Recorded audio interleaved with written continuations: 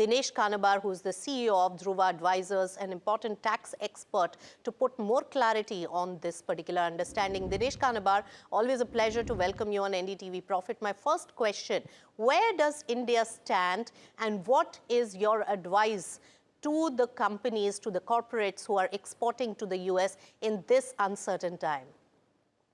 Well, where does India stand is a very important question because for past several months, Nisha, we have seen a significant amount of uncertainty, a 50% tariff, the Supreme Court striking it down by a 6-3 majority, then a 10% tariff under Section 122 of the Trade Act of 1974, then the 10% going to 15%. In the meantime, India doing a deal with 18% reciprocal tariff and giving in certain concessions. So what we have seen over the last maybe 3 weeks has virtually been an avalanche of news and all going sort of seesaw way. But where we stand today is that we negotiated a deal. The deal was 18% reciprocal tariff with number of concessions given by us, $50 billion of trade, non-taking Russian oil, all of that. And that 18%, of course, for starters goes down to 15%. Then we have put on with there was no reciprocal tariff. So what happens to that is something which we need to think through. Then the question is that we have a trade deal and the trade deal is still open because we have only signed a framework. And the question is that how does India's position improve? And it does improve significantly. It has an elbow room today as it is negotiating the deal. So what we saw this morning, which I think was very sensible on the part of the government, is to step back and say that while our team is in Washington to negotiate and close out on the trade deal, we just want to step back.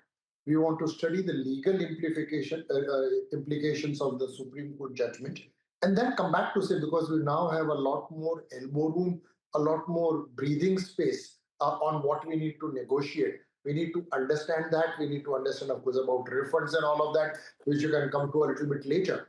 But net today, we have a 15% tariff.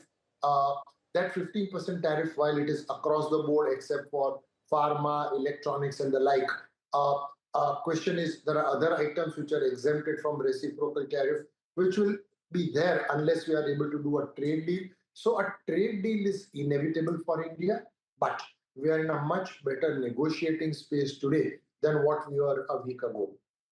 Right. So, Mr. Kanabar, you're saying that for pharma, there is right now no reciprocal tariff, and all those sectors which were exempt under the trade deal, they come back on the reciprocal tariff landscape.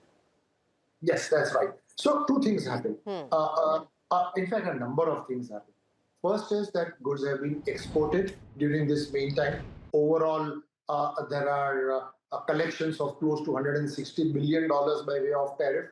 It is estimated by Penn, Watt and Study that the amount of refund which the US government will have to give will be close to $175 billion.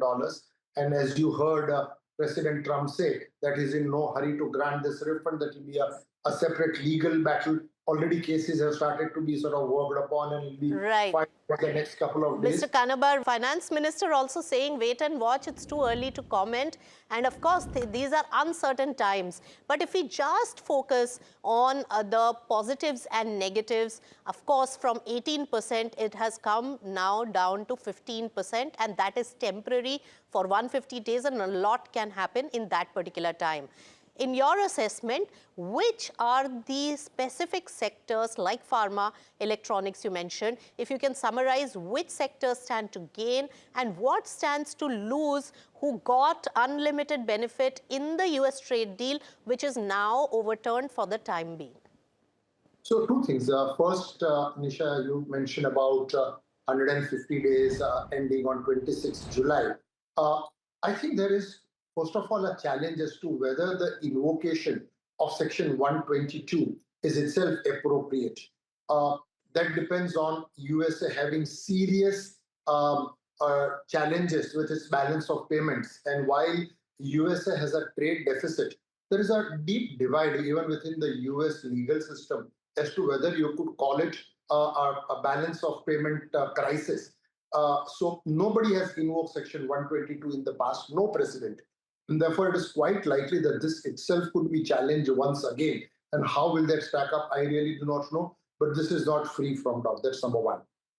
To your specific question, energy products, pharmaceutical, electronics are the three items which cannot be covered under Section 122 and are therefore out.